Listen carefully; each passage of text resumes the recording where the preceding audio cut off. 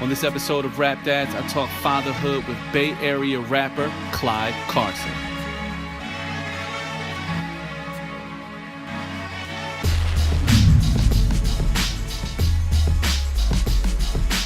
You're a new dad, man. Mm-hmm. How old is your son, right, son? Son, yep. How old is your son now? 8 months going on 9 months. 8 months going on 9 months. So you were already knee-deep in the rap game when you found out you were going to be a father. So just take me to that moment. You know, how did you find out? You know, what was your reaction? All of that stuff. Honestly, I was in jail when I found out. Wow. Honestly. Shit, I was juiced. I was excited.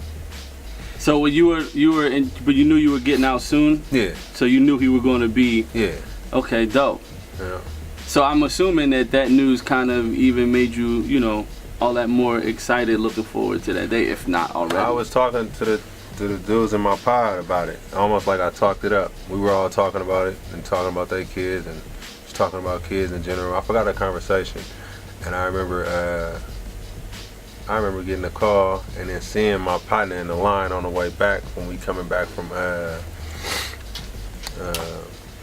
when you go see, when people come see you after visitation. Yeah. And I was like, blood, you pregnant? He was like, see? He was like, man, I told you, talked it up, you know what I'm saying? So yeah. Wow, man.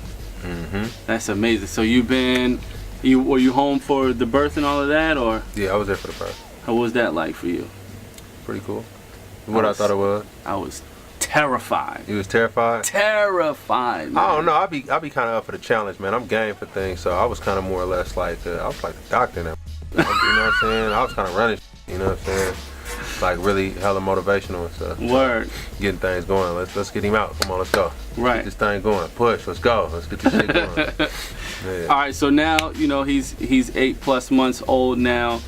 So tell me about your life in this year one situation, because obviously you're out here in New York right now, I'm pressed. So how's it been, like the balance? You know, these are the times, man. You know, you have precious times when kids are young, because he's not gonna be like this. You only get this certain amount of time. So I cherish the time I get with him, but I'm moving that way as he gets older. It'll be easier for him. You know, I kind of grew up without. I had my stepfather, who was my father. I consider my father, but I mean, he passed away when I was 11, and like I said, he was my stepfather, so he really wasn't there since the beginning. He came in and he played the role as an outstanding father, but and as a youngster, I was always looking for a father figure. So just knowing that, I want to make it as easy as possible, and you know, like we said, I'm out here in New York right now, but just the fact that I'm working towards something, I don't feel a certain type of way about it.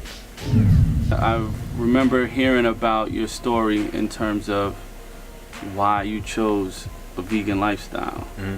So, is that something you're going to employ in parenthood as well?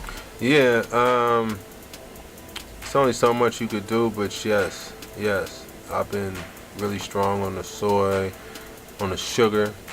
I think we start real young with sugar. Oh yeah. Kids, and it's like that's a thing I have to talk to his grandparents about. You know, it's my mom and you know my family who wants to spoil him with sugar. Oh yeah. I'll be like, dude, I don't give him no sugar. I don't want him. You know, I don't be wanting the sugar.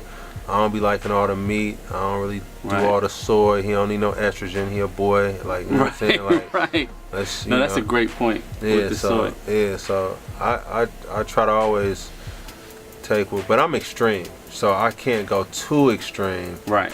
And I'm still a student in nutrition, so I only know so much, and a lot of what I know, I'm still trying to figure out, is this still correct? Right, you might think you know something, and that you think is healthy, and it might not necessarily be, or it might be a twist to it. So I just try to, you know, play it as safe as possible. I want it healthy. I want healthy things for him, but at the same time, you know, I know he gets treated with certain things. Like I said, the sugar and everything. When he, you know, I get sent videos and it'd be like, Just eating chocolate. What you got? What you got? What do eating chocolate for blood on it? It's his grandma. It's like, yo, it's funny. What can you say to grandma? What you gonna say? By the time my sons were 8 months old, my grandma then gave them Pepsi. Yeah, see, like that type of stuff. I have a fit. I really have a fit. I really, and she think it's hilarious. Yeah, I don't be liking that. That ain't hilarious to me. You giving all this sugar and this sodium and all that. Oh my goodness, man. So yeah, that's part of it though. They look at it as spoiling. Right. My godfather said that though. Like, you know, y'all do all the discipline. My job is to spoil. Yeah. I'm like, all right, that's cool, but he ain't finna eat no more of that cake. You know what I'm saying? And the pies and all that stuff. How do you balance, you know, not spoiling them rotten, but like keeping them kind of savvy at the same time?